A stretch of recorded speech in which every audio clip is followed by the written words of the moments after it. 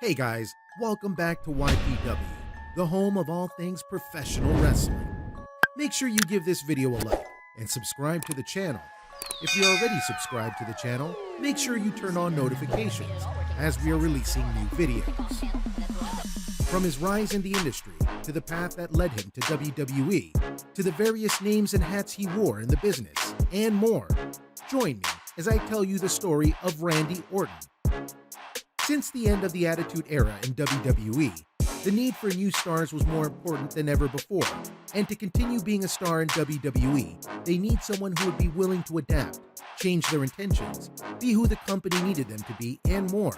And a few people in the last 20 years of WWE have been able to do that more than the Viper, the Apex Predator, the Legend Killer, the man with the 3 deadliest letters in the world, Randy Orton. Randall Keith Orton was born in Knoxville, Tennessee on April 1, 1980, the son of nurse Elaine and professional wrestler Bob Orton Jr. He's the grandson of professional wrestler Bob Orton and nephew and wrestler-turned-musician Barry Orton. He has a younger brother named Nate, who is a stand-up comedian, and a younger sister named Rebecca. So, as you can see, he's a third-generation superstar, and his family had quite the set of careers. But while you might think it was a guarantee that he would end up in the family business of wrestling, you would be wrong. Knowing the hardships of life as a professional wrestler, Orton's parents tried to convince him to stay away from the business, and his father warned him that life in the ring meant a life on the road and away from family. This is honestly one of the hardest things about the wrestling life, and many learn all too late the dangers and troubles that come from a life on the road. Orton attended Hazelwood Central High School, where he was an amateur wrestler. After graduating from high school in 1998, he enlisted with the United States Marine Corps. At the base, he received a bad conduct discharge in 1999 after going UA on 2 occasions and disobeying an order from a commanding officer. Under the Uniform Code of Military Justice, he was tried and convicted under a special court-martial, subsequently spending 38 days in the brig at Camp Pendleton. Bet you didn't know that about Randy.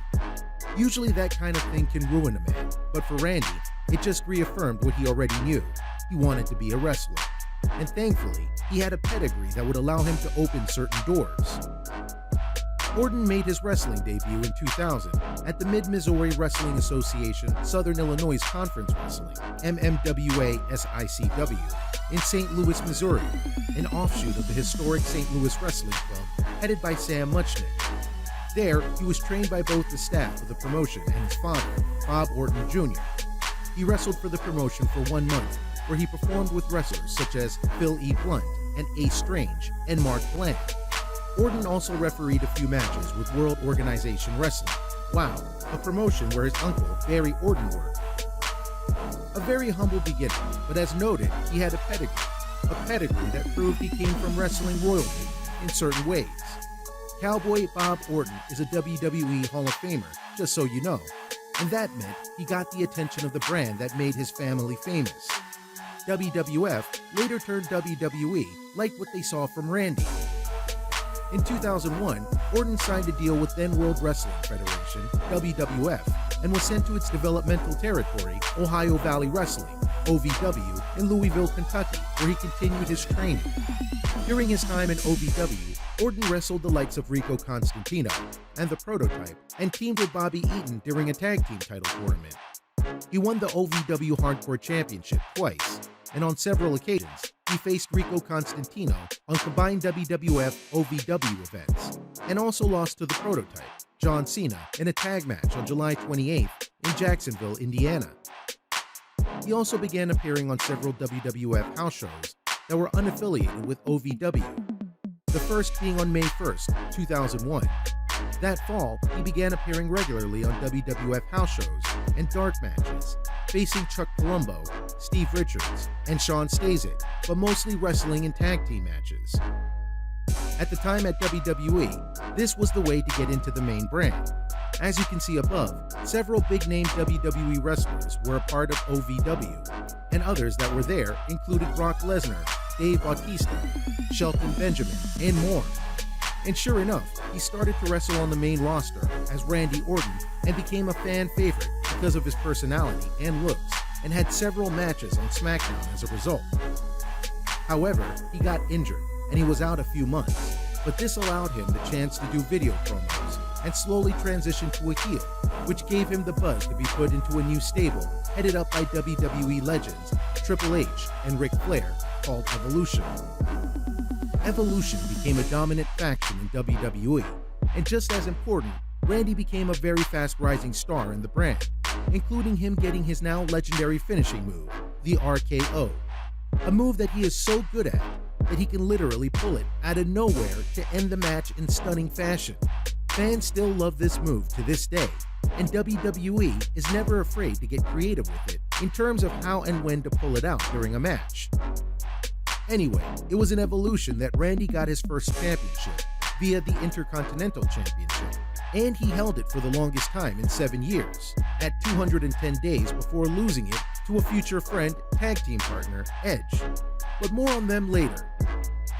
It was also at this point that Randy adopted the nickname Legend Killer, in which he would go after the legends and icons of the WWE and beat them in matches to prove that he was the future and they were the past.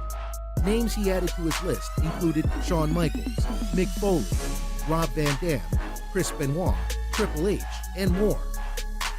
But there was a twist. After beating Benoit for the World Heavyweight Championship, Evolution betrayed him, and he experienced his first face since joining Evolution. He became a fan favorite once again as he warred against Triple H, Bautista, and Flair, beating them all in various matches and making their lives miserable.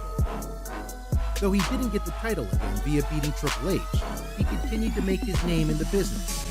This led to a long-standing feud with The Undertaker, including facing him at WrestleMania. He also made his name at Survivor Series, being the last man standing 3 years in a row for his team and winning on the elimination match multiple times on his own.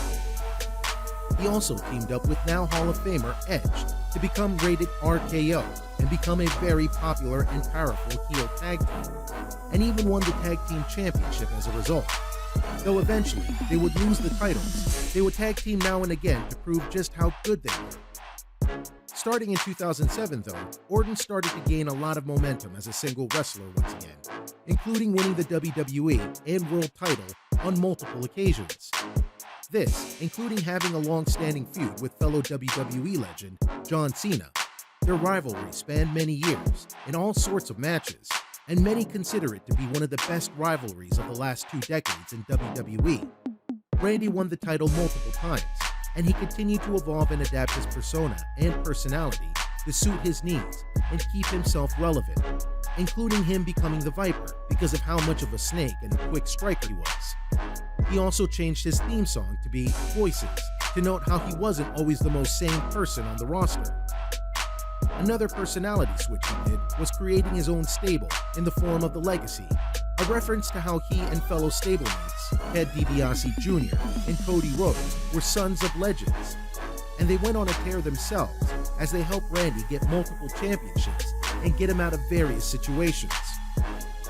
Though the stable would eventually dissolve when the Legacy all but turned on Orton, again making him a face in the eye of the crowd and leading to a triple threat match at WrestleMania. What followed the next couple years was actually pretty standard wrestler stuff. Randy rose and fell over the years and became relevant, and not depending on the feud. He also suffered several injuries, which makes it all the more impressive that he was able to come back at all. But return he did, and every time he did, he made an impact. Randy was always a guy you could count on for a certain kind of storyline, including fighting against groups like the Nexus, or New Nexus, and the Shield. But you can also count on him to use his connections to get things. Like when he was the chosen one of the Authority, run by Triple H, who used his power and influence to make sure Randy got the WWE title multiple times, including screwing fan favorite superstar Daniel Bryan out of the title on multiple occasions. You could argue that Randy never had more heat than he had right there, and that led to a major fan revolt when former Evolution member Dave Bautista returned from being away to win the Royal Rumble and face Randy at WrestleMania. The fans demanded that Daniel Bryan be put in the match, and they got their wish, culminating in a very memorable way at WrestleMania 30, where he beat Triple H, Randy, and Bautista in the same night in order to win the title. Randy wasn't done with the Authority though. as he reteamed with the Evolution Brothers to start a war with the Shield, this time being a heel when facing them. And this resulted in many high-octane matches that fans really liked. Randy continued to reinvent himself as he later joined the Wyatt family and became a tag team champion with them, and even refused to cash in his Royal Rumble victory so long as Bray Wyatt was champion. Of course, this was all just a ploy by Randy to learn Bray's ways and defeat him at WrestleMania, which he did.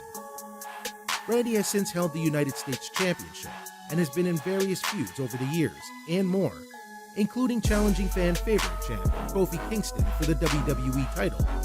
He lost, but it settled a decade-long feud, and the two head in and out of the ring. In regards to titles, Randy Orton is one of the most decorated wrestlers in WWE right now, by a large margin.